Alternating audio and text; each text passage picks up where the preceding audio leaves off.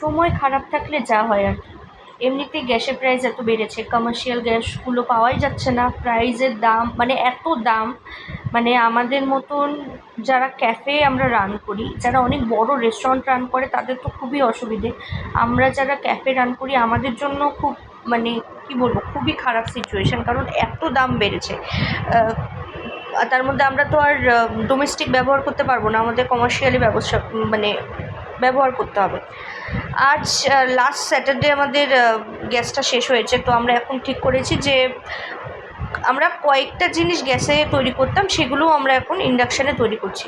আজকে মোমো বানিয়েছি, মোমো বানানোর সময় দেখো কি অবস্থা, এই জায়গাটা পুরো মানে একদম গরমের যে ভাব, সেই ভাবটা লেগে এত জ্বালা করছে, এত জ্বালা করছে।